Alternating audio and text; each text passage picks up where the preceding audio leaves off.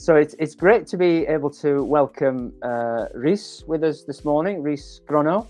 And Rhys leads a church with his wife Rachel in Barry. So welcome, Rhys. And I'd like you to start, if you don't mind, just by sharing just briefly about who you are. Some people will know you. Obviously, some people in the church will know you. But just so that the rest of Wales and whoever's watching this from overseas can just hear who you are. Just tell us who you are, Rhys, if you don't mind. Yeah, well, great to be with you, Gwyneth. Thank you for inviting me to share a little bit of our story with you this morning, and those who go on to watch this. It's a privilege to do so. My hope and prayer is that it will be helpful and insightful for those who are listening. I'm sure it will. Yeah, brilliant. I'm sure it will. Yeah, no worries. Thank you. Well, this is great. It's a great thing you're doing. Well, my name is Rhys, as Gwyneth said. I'm married to the amazing Rachel. We've been married for 15 wonderful years now. Is that a full name? Is that a full name? The amazing Rachel. Yeah, and that is, I have to. It's in the contract. It's in the marriage contract. Sorry. I have to refer to her. No. I know amazing Rachel. She's a wonderful lady, wonderful woman. We've been married for 15 years. We celebrated our 15th wedding anniversary a few weeks ago. We have two lively children, Elliot, who's 10, and Jude, who's a very lively 7-year-old. He's 8 in a few weeks' time. And we felt called to church planting together in 2013. I'm sure we'll get into this a little bit later on, but we've planted GodFirst Church, January 2019 in Barry, South Wales. For those of you who don't know Barry too well, South Wales coast, 9 miles west of Cardiff, a seaside town with arcade machines, 57,000 people, which makes it, I believe, the biggest town in Wales now that Wrexham's become a city. 57? Numerically, 57,000. Wow, okay. That's right. That. Okay. Yeah, so that's, I don't know if that surprised you as too low or too high, but too high. Certainly that's a lot of people. Too high. Yeah, that was the latest census, and that would make it a small town, a medium-sized town in England, but it's the biggest town in Wales, which gives you an idea of our context in Wales generally. But yeah, so that's us. That's where we are. So Barry is not so famous for Gavin and Stacey. Barry is more famous because GodFirst Barry has been planted there, really, I suppose, isn't it? Yeah. Oh, so, I used to do, yeah. Yeah. I'm obviously interested, and people are interested to hear a little bit about your journey, because you were sort of brought up in Barry, that's right, isn't it? And then that's right. You left Barry, but now you're back in Barry, leading a church, right, as you say, with amazing Rachel, if I can call her that. Tell us a little bit about your story as far as how you felt that call to come back to Barry to plant a church. Can you do that? Yeah, of course. Yeah. So as you say, Gwyneth, I was born in Barry, raised in Barry.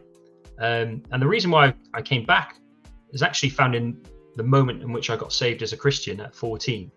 Okay. I went to Stoneleigh Bible Week, which was a big conference week in the town of Stoneleigh. I think it's south of Birmingham, if I remember right. And I got saved at 14. And I remember very clearly I had two feelings at that time, living in Barry.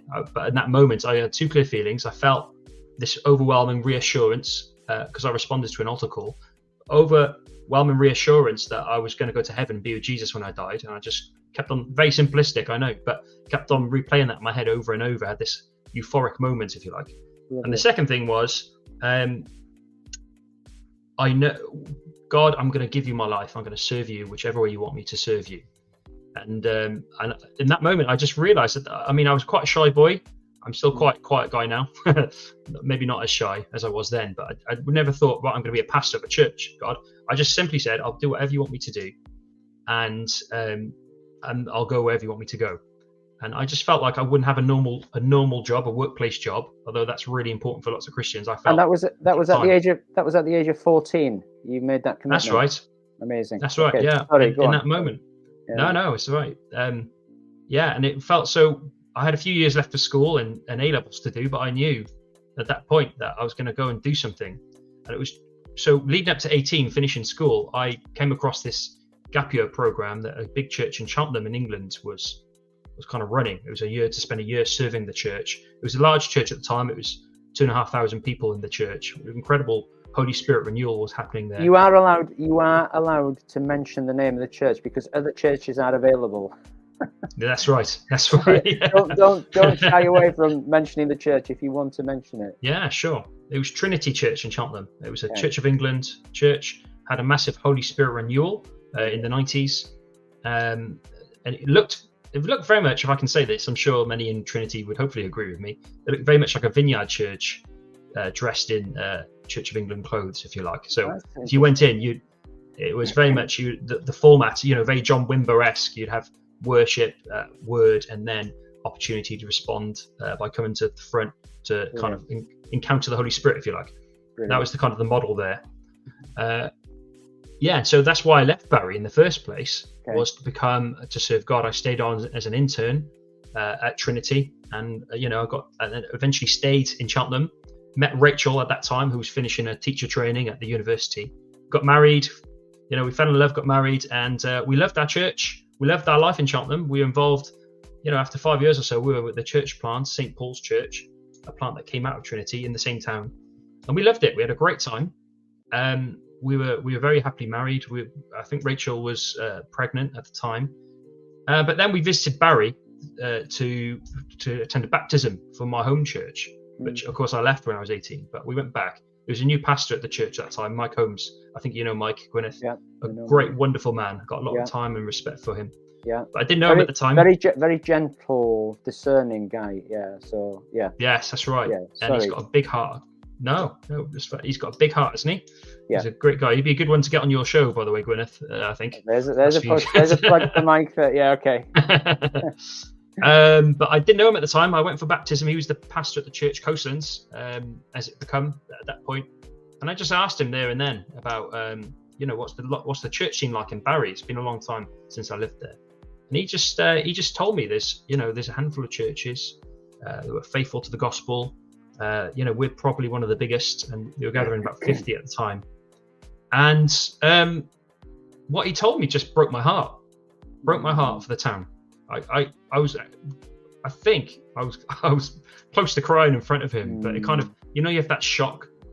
And I don't know, maybe it's because I was in a church of 2,500 and then a church plant of 200 or something like that. And it seemed to come back to Barry where the whole, it wasn't even 500 Christians in the town, never mind 2,500 in one church. It just broke my heart. I was like, God, what's going on? What's happening here? And I remember driving home on the motorway, and Rachel, I don't know if she'll appreciate me saying this, she'd fallen asleep on the way home. Why not? If you're a passenger in a car, Gwyneth, eh? So it was just me and God driving up the motorway, an hour and a half drive. And I just remember just having this conversation in my mind with God about Barry. And I was lamenting, really. It's the way the biblical word I would use for it, over the town. Brilliant. I was lamenting. I was like, God, you have to do something. You have to do something. And that's a dangerous thing to bring to God in prayer sometimes, because I kind of felt God say, well, what are you going to do about it, Rhys? What are you going to do about it? I'm going to send you there. And that kind of began the journey. That was 2013. Rachel was pregnant. Our first boy hadn't arrived at that time. But I didn't speak to Rachel about it. I just remember sitting on it for a while, because that's a big thing to hear. You're in a very happy church. You're serving in a church you love, all your friends. There's a bit of a baby boom in St. Paul's at that time. There was like 10 babies or something. Rachel's very happy. So I didn't speak to Rachel, but then like a month or two later, we were driving home from church, St. Paul's in Cheltenham, and Rachel started a conversation with me, and she said to me, God has told me where we need to move. Completely out of the blue. Okay. And by this point, we knew that God was calling us to planting, but we didn't know where or when. Yeah. And I said, oh, where? And she said to me, God has told me that we need to move to Barry. Gosh, come on. Wow. Okay. And I just knew then that she was right, and I knew it already, but it was amazing because we hadn't talked about it. But she in herself felt God tell her that was the place God was sending us. It's lovely to hear you share that. And there's two things that strike me. Is number one, your discipline in not sharing with Rachel, this is what God is saying, because when I sense, and Jill, my wife and I have been, journeying with God for many years, and we've taken various directions. But if I sense God saying something, I find it difficult not to share with Jill, and that's not a good thing sometimes, because she needs time to listen to God. So can I just applaud you really for your discipline in not, even though God is breaking your heart, in actually not bombarding Rachel with this is what God is saying, and to any couples that are out there listening to this, I think that's something to be learned, from both of us really. That my style is more, Jill, this is what I feel God is saying, which I'm not saying is always right, but it's not always wrong either. And then you sort of holding back and letting God speak to Rachel herself, and it just gave you the confirmation. It's excited you as well. So that's the first thing. The second thing is, I know we're here to hear you, but let me just something else. As I was listening to you share about when Mike was sharing with you about Barry and your heart was breaking, okay? What struck me was that what was happening was God was revealing his heart for Barry to you. Yes. It wasn't anything new from God. That's his heart for Barry. But what he gave you the privilege, Rhys, is that he opened up your heart to see, this is how I see Barry, and I'm giving you my burden for Barry.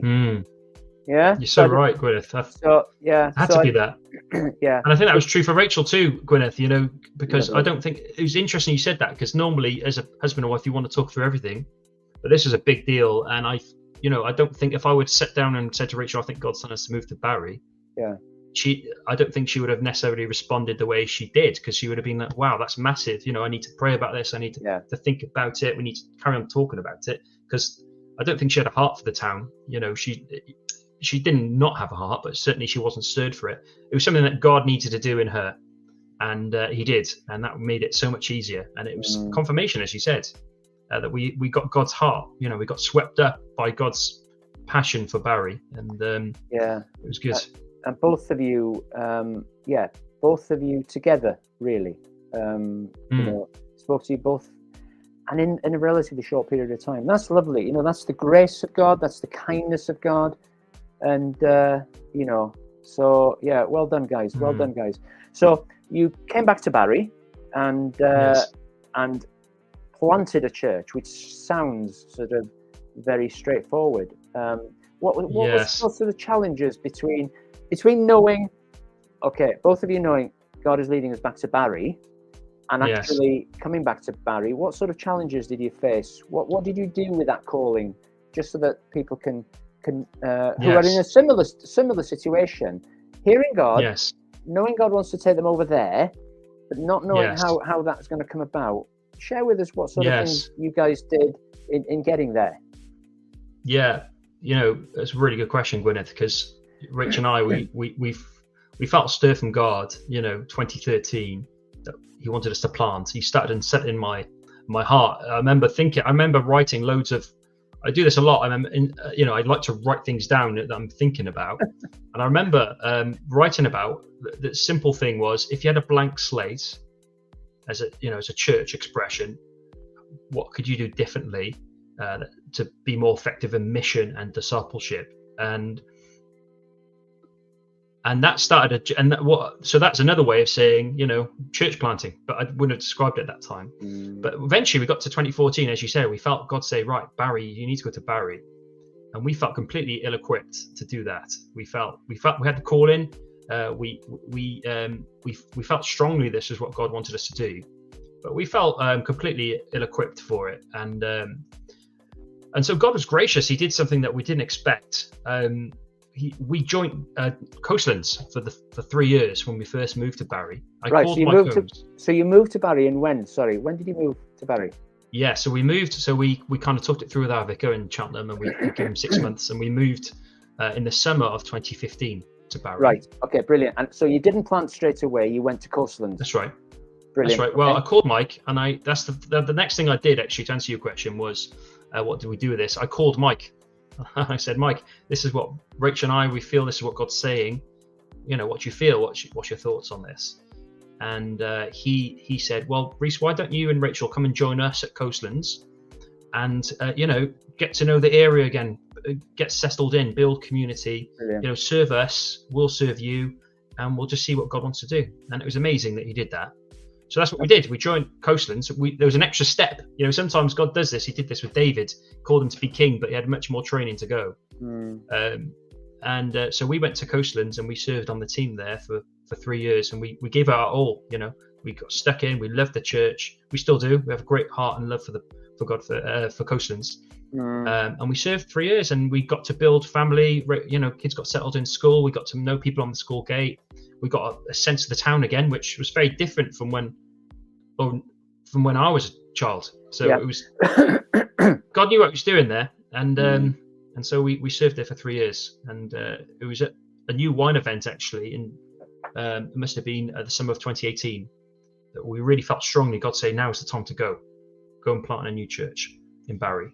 And so we stayed to the end of the year, 6 months again at Coastlands, and we went in January 2019 with 6 adults and 5 kids.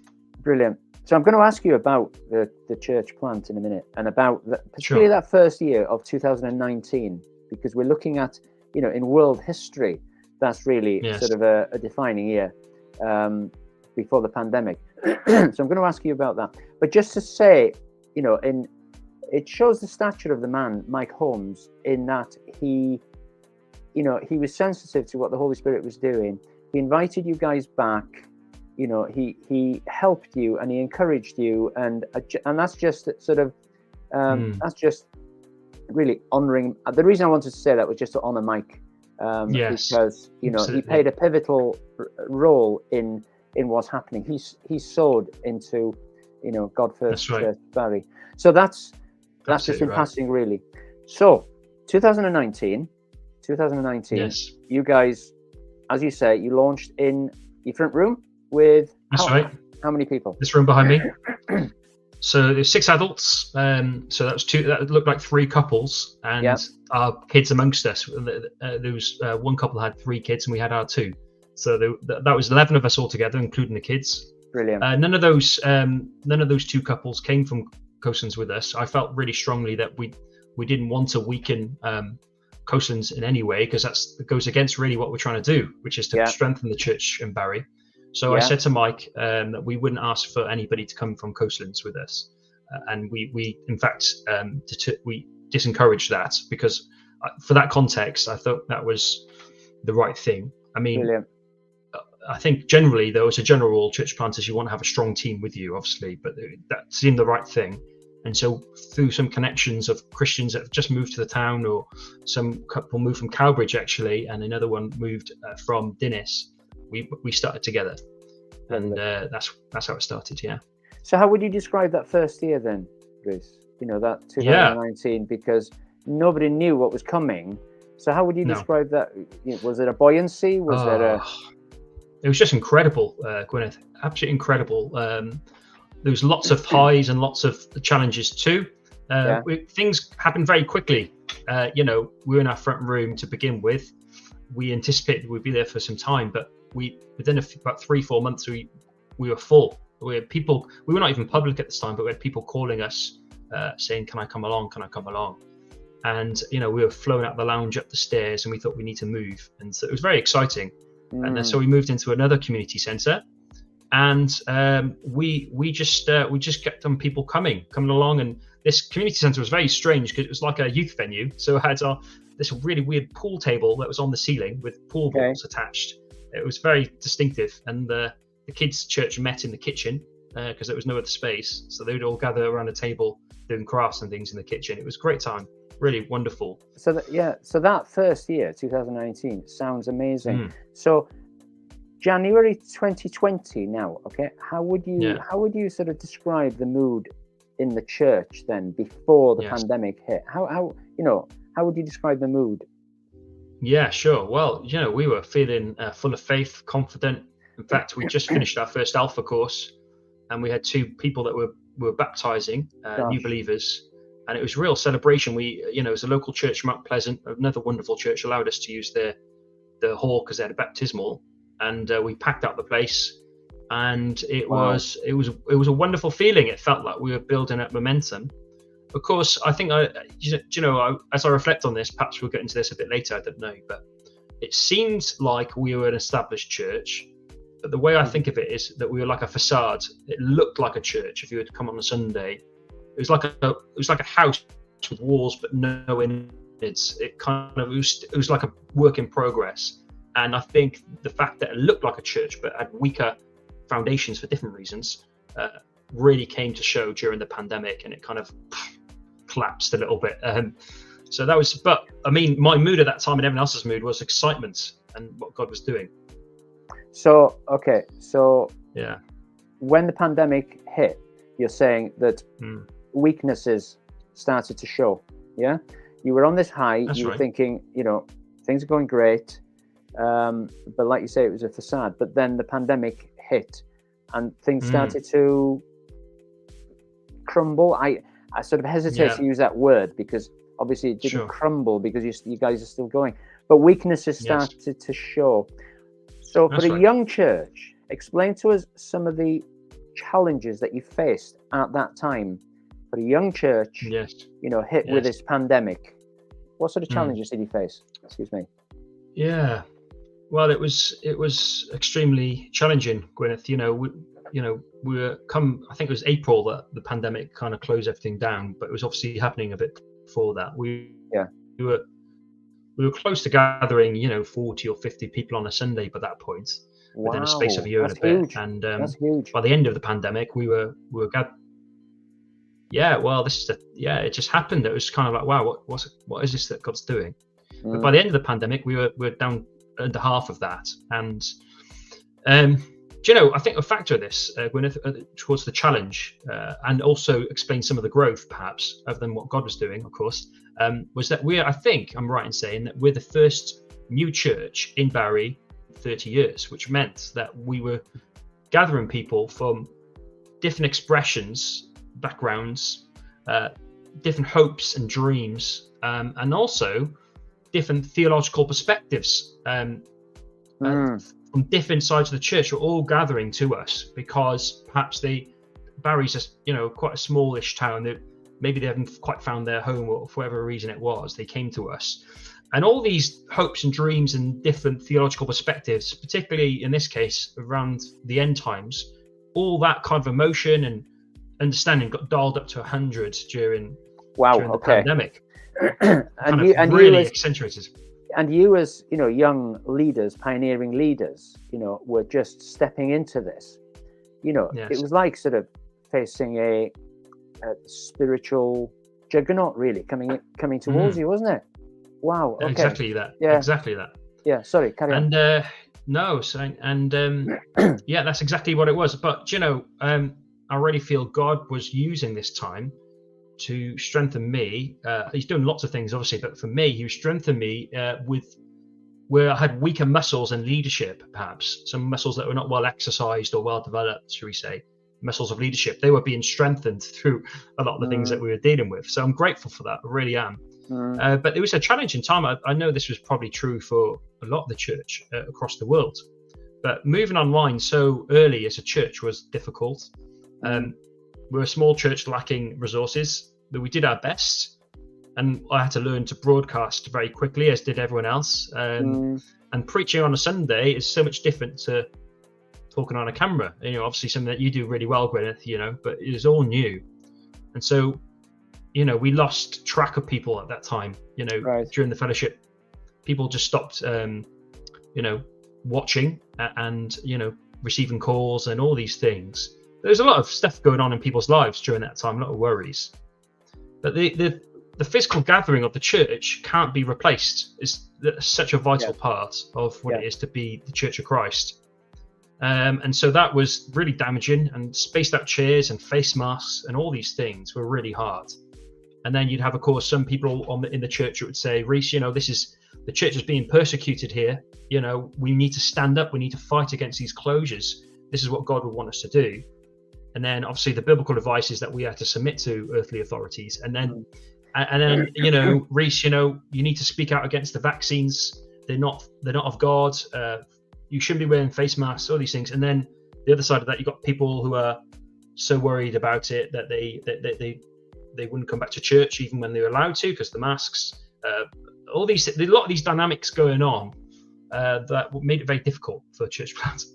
You know, we're not going to go down that road, obviously, because that's history now. Okay, but we're all aware of, you know, the challenges that church leaders were facing with both ends of the spectrum, really, you know, how people viewed this pandemic. But I just want to take this opportunity, Rhys, just to what's the word I'm looking for?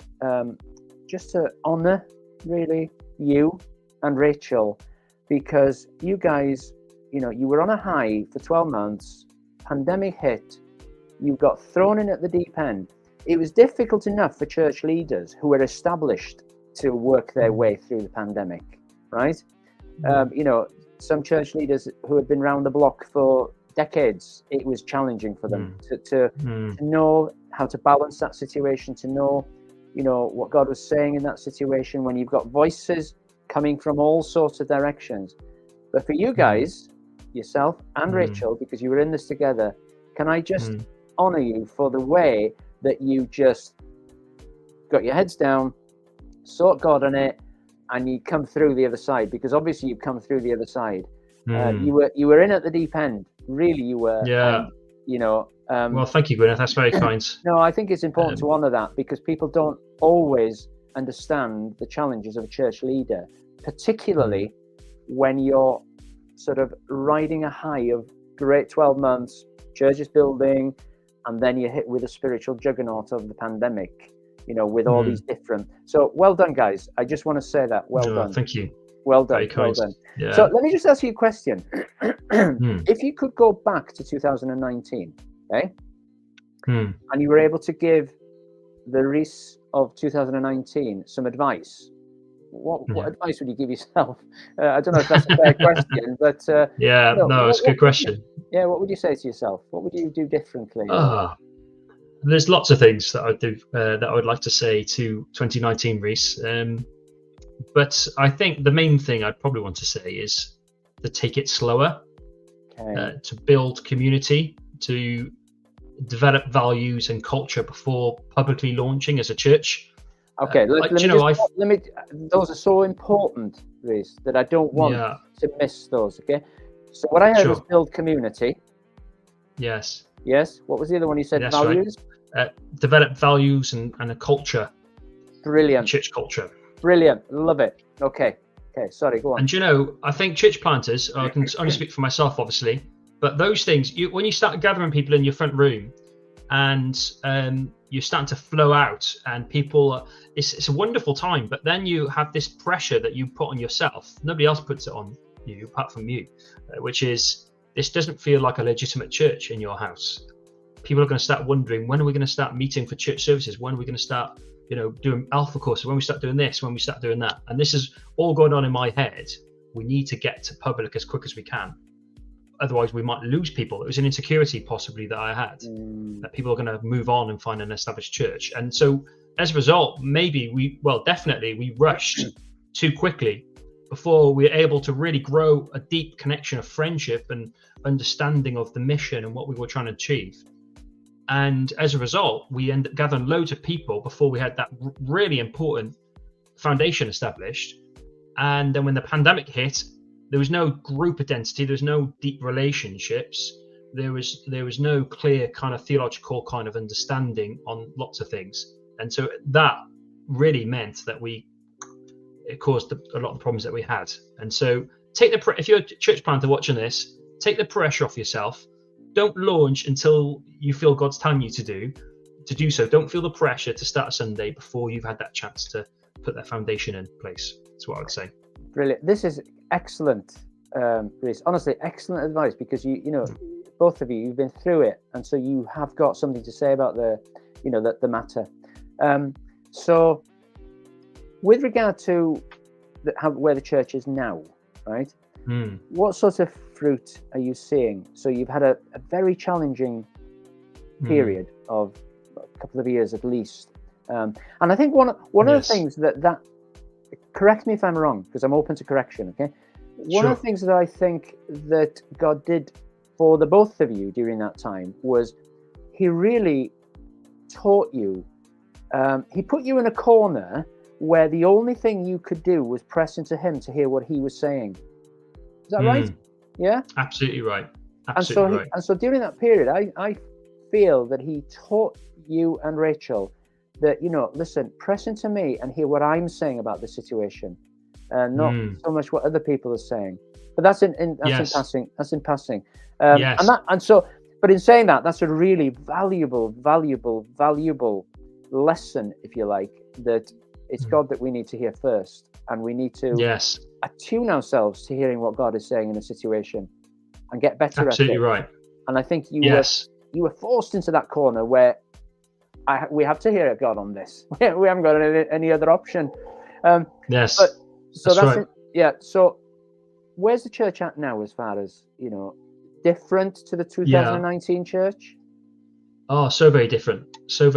And I think share with us. Yeah, so I think it'd be worth me saying, because I think just to tag on to what you were saying, Gwyneth, there about I think our lowest point, and I think it's important to highlight this before we get to where we are now, if I can. Okay.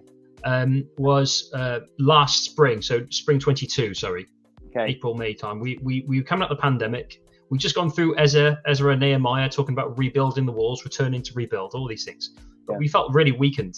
We were down to gathering in a smaller room downstairs. There's 12, 13 of us on a Sunday, and I'd be standing on the door and waiting for people to come, and there'd be more people serving than people that come. And I think, Lord, what's going on here?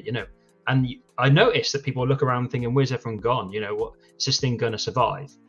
And I remember very clearly thinking God gave me this two-parter message, if you like. And this two-parter kind of turned the whole church around and kind of launched us again. And the two messages that I shared, and as much for me as it was for everyone in the group, was firstly, we are to love the church only simply because Christ loves the church. That's the only reason. Don't love the church when you've got established small groups or a bigger worship team or more people coming. Love the church because Christ loves the church. That's the only reason. Don't say any of the part. And then the second one was, I really feel like Christ will lead us through to the end of this journey. So let's just enjoy it for however long Christ leads GodFirst. It could be established for decades. It could go for another few months, but let's just enjoy the journey that God's given us. And what happened was the pressure lifted from the group. We felt liberated from expectations, if you like. And I'm not. This is not a joke now, Gwyneth. The following week after that, we really felt lifted, and culture shifted, and we felt renewed. Great. That following week, God started sending us new people. Brilliant. That following week, for a period of 3 or 4 weeks, people kept on coming, joining us, who are now really, really key members of our church now. Brilliant. And it kind of it was a turning point. And so where we are now, we're much better, we're stronger, we're growing, we're vibrant. We have all the things that were missing the first time round, if you like. We're family. We've got deep connections as a group. We care for each other. We care for those who join us. Rachel said to me the other week, Rhys, if we, for whatever reason, God called us on from GodFirst, say, the church this is the first time I feel the church would survive without us. Lovely. Brilliant. And that felt really nice as a church planter to think, okay, this thing's not going to collapse now. If we were to move on, they would figure their way through. But so we are in a much stronger place now. We're feeling renewed. We're feeling strengthened. We're having people from the community just coming along. We've done a lot of stuff missionally locally. This one lady, I won't name her, but she came along with her daughter. And the first time she came, she lived on the street, near the street that we meet. She came in and said, I'm not sticking around. And she came in for a coffee before, and then she left before the church service started. And she did that on and off for about a month or so. And then she stuck around for the worship, and then she left. And then she stuck around for the whole service. And she's now a key member of our church now. Lovely. She's actually serving on the welcome team now. The Wow. welcome team that asked her to come in. She's just walking down the street, and the welcome team said, "Oh, come in for a cup of coffee," and she did. And so that was incredible. It's really great to see. And she's bringing her mum and she's bringing her friends along, so that's really encouraging. So we're in a great place. You know, just listening to you share about that lady now, okay, you must, as a church, you must be giving out a lovely fragrance of Christ, right? Because, you know, Paul talks in, I can't take you to the scripture exactly, but Paul talks about the fragrance of Christ, how we carry the fragrance of Christ. To some, it's beautiful. To others, it smells like death, okay? So that lady came in and spiritually smelt something that brought her back again and kept her there for worship. And then, so you guys must smell lovely. Oh, it's a real joy. Spiritually. It's just a joy to see, you know, a real joy. So encouraging.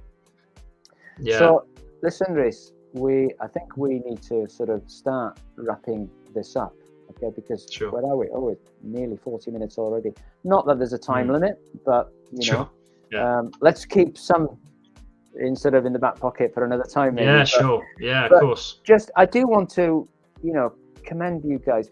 I have a heart for church leaders. I have a heart for pastors. Okay, because I can see the challenges that that church leaders and pastors, particularly pioneers, have to deal with, the challenges and the tough times, and to see what you and to listen to what you guys have been through, and you've stuck in there, and you know, nobody will know the sort of the challenges that you've faced privately now. You know, you and Rachel praying and seeking God. But I just want to commend you that thank you for sticking in there. Thank you for sticking in there. Oh, thank you, and you know, you're sort of seeing fruit now, and you know, God's going to do something even more amazing amongst you. So yeah. Oh, tell me, brother. just in case somebody's listening to this and fancies saying, you know, oh, I fancy going along there. Where do you meet? Yeah, so we meet in Castellan Community Centre in Barry. It's on Belvedere Crescent, which is actually just behind Halton Road, which was used to be the main shopping centre of Barry, by the King Square. Okay. You can find us on there. Check out our website. Yeah, you've got a website. GodFirstChurchBarry.com. GodFirstBarry.com. GodFirstChurchBarry.com, yeah. And you've got a Facebook page? We have. Just search for GodFirst Church Barry on Facebook and you'll find us there. And we post most of our sermons on there too. So we'd love to connect with you. Yeah, I will. I'll put some of those details in the description of things. So, you know, people will be able to connect with you. Listen, Rhys, thank you very much. And say hello to the amazing Rachel, whom I've yet to meet. No, you will. No, yeah, because I know that you guys are in this together and that she's as much a part of this as you are. Absolutely. But so, but thank you very much. It's been a pleasure, Gwyneth. Thank you for inviting me on the show. Is there anything you want to share before we say goodbye? I don't think so. Other than just encourage you back. You know, you've done a lot of encouraging. I think what you're trying to do with this channel is really, really good and will be a really great resource for not just for the church now, but if you think about it, it's going to be online for decades to come. And a snapshot of what God's doing in, you know, the 2020s in Wales. It's going to be a really rich kind of resource for future generations. I do believe that. Even if YouTube goes to YouTube 2.0 or something, I don't know, but it'll be there forever. So thank you for what you're doing. I'm really enjoying your channel, and I look forward to watching future episodes, including this one. Well, yeah, we'll see. But thank you. I wasn't expecting that. I wasn't expecting that at all. But thank you for your encouragement. So, Rhys, thank you very much, and we will touch base again soon. Okay? Brilliant. God bless. See you for now. Bye-bye now. Bye-bye. Bye-bye.